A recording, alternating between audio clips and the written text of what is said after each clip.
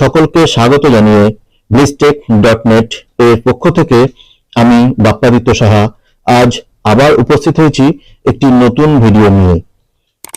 বর্তমানে সমস্ত বিদ্যালয়গুলিতে প্রচলিত আছে CCE অর্থাৎ কন্টিনিউয়াস অ্যান্ড কম্প্রিহেনসিভ ইভ্যালুয়েশন। নিরবিচ্ছিন্ন সার্বিক মূল্যায়ন হল ছাত্রের বিদ্যালয় ভিত্তিক মূল্যায়ন। এর দ্বারা শিক্ষার্থীর সার্বিক বিকাশের পরিমাপ করা হয়। এই মূল্যায়নের মাধ্যমে শিক্ষার্থীর দুটি উদ্দেশ্যের উপর গুরুত্ব দেওয়া হয়। এই দুটি উদ্দেশ্য হল মূল্যায়নের ধারাবাহিকতা এবং অপরটি হল বিস্তারিত শিখনের এবং আচরণগত পরিবর্তনের পরিমাপ। NCERTর পরীক্ষা সংস্কার বিভাগ CCE এর উদ্দেশ্য সম্পর্কে বিস্তারিত আলোচনা করেছে। এখানে CCE এর সময়কাল নিয়ে দু চার কথা বলি। শিক্ষা এবং শিখন উভয়ই ধারাবাহিক প্রক্রিয়া, কাজেই এই প্রক্রিয়ার মূল্যায়ন একটি বা একবার মূল্যায়নের দ্বারা সম্ভব নয়, কারণ শিক্ষণ শুরুর সময় থেকে শিখনের শুরু এবং এই প্রক্রিয়া চলতেই থাকে। কাজেই প্রত্যেক অংশ শিখন কতটা হচ্ছে তা জানা জরুরি। তাই শিক্ষায় নিরবিচ্ছিন্ন সার্বিক মূল্যায়ন জরুরি। শিক্ষার এই মহান উদ্দেশ্যকে সামনে রেখে এগিয়ে চলতে গিয়ে এক কঠিন পরিস্থিতির সম্মুখীন হতে হয়। একদিকে শিক্ষার্থীদের সময়োপযোগী শিক্ষণ পদ্ধতি, অন্যদিকে সর্বোচ্চ কর্মদিবসকে কাজে লাগিয়েও নির্ধারিত লক্ষ্য সম্পাদনের জন্য সময়ের অপ্রতুলতা। বিষয়টি অনুধাবনের জন্য একটি সহজ এবং গাণিতিক রূপ তুলে ধরছি। বর্তমানে বিদ্যালয়ের সর্বোচ্চ কর্মদিবসকে 225 দিন ধরছি হিসাবের সুবিধার্থে। এই 225 দিনকে 3টি পার্বিক মূল্যায়নের জন্য ভাগ করলে এক একটি পার্বিক মূল্যায়নের জন্য 75 দিন পাওয়া যায়। অর্থাৎ প্রথম পার্বিক মূল্যায়নের জন্য প্রাপ্ত 75 দিনের মধ্যে 3টি প্রস্তুতিকালীন মূল্যায়ন বা ফরমেটিভ ইভ্যালুয়েশন সম্পন্ন করতে হয়। এই হিসাবে এক একটি ফরমেটিভ ইভ্যালুয়েশনের জন্য সর্বোচ্চ 25 দিন পাওয়া যায়।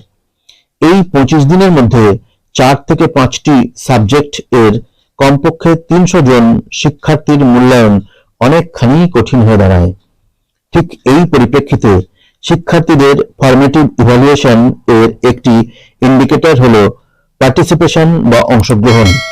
এই ইন্ডিকেটরটিকে সর্বাধিক গুরুত্ব দিয়ে আর্টিফিশিয়াল ইন্টেলিজেন্স, যেটি আমার তৈরি এক্সেল শিট, ব্যবহারের মাধ্যমে সামগ্রিক বিষয়টিকে অত্যন্ত সহজ এবং সময় সাশ্রয়কারী এবং দারুণ ইন্টারেস্টের সঙ্গে শিক্ষার্থীদের সার্বিক মূল্যায়নের কাজ সুসম্পন্ন করতে পারি। এ বিষয়ে আপনারাও একমত হবেন এই এক্সেল শিটটি ব্যবহারের মাধ্যমে, এই আশা রাখি।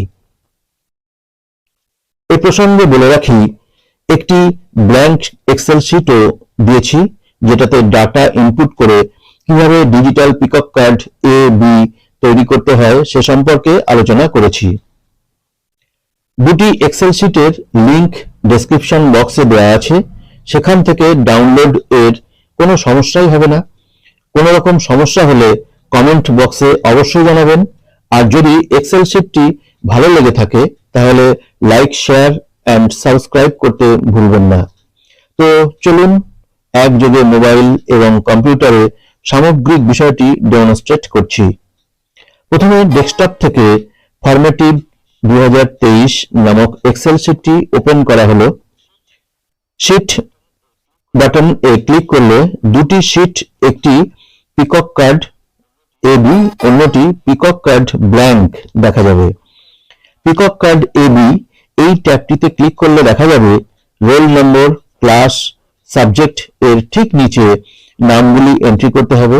তারপর first formative first, first formative second, first formative third এবং শেষে পিকক কার্ড B আছে।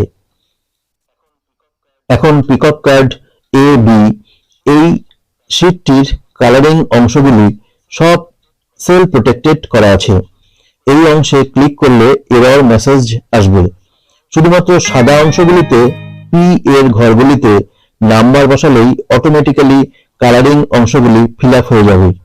তাহলে বিষয়টি দাঁড়াচ্ছে এই যে first formative first, first formative second এবং ফার্স্ট ফর্মেটিভ থার্ড এর ঘর 3টি, মাত্র 3টি নাম্বার বসালেই সমস্ত ঘরগুলি অটোমেটিক্যালি ফিল আপ হয়ে যাবে। এমনকি পিকক কার্ড ভিউও ফিল আপ হয়ে যাবে। আমি প্রথম থেকে একটি, মাঝের থেকে একটি এবং শেষের থেকে একটিতে নাম্বার বসিয়ে বিষয়টি স্পষ্ট করছি। রোল নম্বর অনুযায়ী ক্যান্ডিডেটদের নামগুলি এন্ট্রি করতে হবে। কালারিং হলেও ওই অংশে নাম লেখা যাবে। রোল নম্বর 1-এর পি এর প্রথম ঘরে 10 বসালে দ্বিতীয় পি এর ঘরে 9 এবং তৃতীয় পি এর ঘরে 10 লেখা হলো। সঙ্গে সঙ্গে দেখা গেল বাকি ঘরগুলি ফিল আপ হয়ে গেল।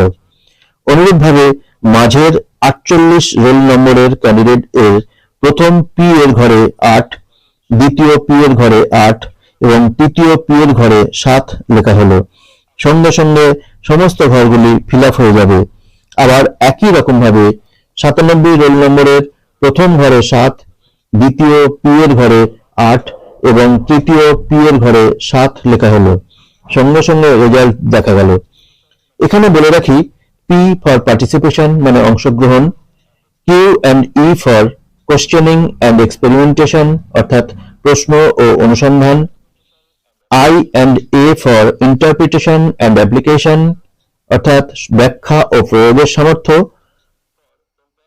ই and C empathy and cooperation অর্থাৎ সমানুভূতি ও সহযোগিতা, A and C for aesthetic and creative expression অর্থাৎ নান্দনিকতা ও সৃষ্টিশীলতার প্রকাশ। এরপর যে ব্ল্যাঙ্ক পিকক কার্ডটি আছে এটি সম্পূর্ণ ম্যানুয়ালি এন্ট্রি করতে হবে। এটি ওই সকল শিক্ষক শিক্ষিকার জন্য যাদের আর্টিফিশিয়াল ইন্টেলিজেন্সের বিষয়টি একেবারেই অপছন্দ বা অসঙ্গতিপূর্ণ বলে মনে হবে। তবে এক্ষেত্রেও বাংলার শিক্ষা পোর্টাল থেকে কিভাবে ক্যান্ডিডেটদের নামগুলি কপি করে এক্সেল শিটটিকে ডিজিটাল শিটে রূপান্তর করা যায় তা বলছি। বাংলা শিক্ষা পোর্টালে ভ্যালিড লগইন ক্রেডেনশিয়াল দিয়ে ওপেন করে নিয়ে ড্যাশবোর্ডের নিচে স্টুডেন্টস ম্যানেজমেন্ট এর আন্ডারে স্টুডেন্ট লিস্ট ভিউ তে ক্লিক করে ইয়ার, ক্লাস অ্যান্ড সেকশন দিয়ে সার্চ করলে স্টুডেন্ট লিস্ট দেখা যাবে। এখানে 10-এর স্থানে 100 সিলেক্ট করলে 100 জন ক্যান্ডিডেটের লিস্ট দেখা যাবে। এখানে মাউসের লেফট বাটন প্রেস করে এবং হোল্ড করে প্রথম থেকে শেষ পর্যন্ত শীট সিলেক্ট করে কপি করে নেওয়া হলো। তারপর এক্সেল এর একটি ব্ল্যাঙ্ক পেজ ওপেন করে সেখানে পেস্ট করে সেল সাইজ রিসেট করে সেখান থেকে আবার কপি করে ব্ল্যাঙ্ক পিকক কার্ডের ক্যান্ডিডেট নেমস এর স্থানে পেস্ট করলে সম্পূর্ণ ক্যান্ডিডেট লিস্ট এখানে চলে আসবে।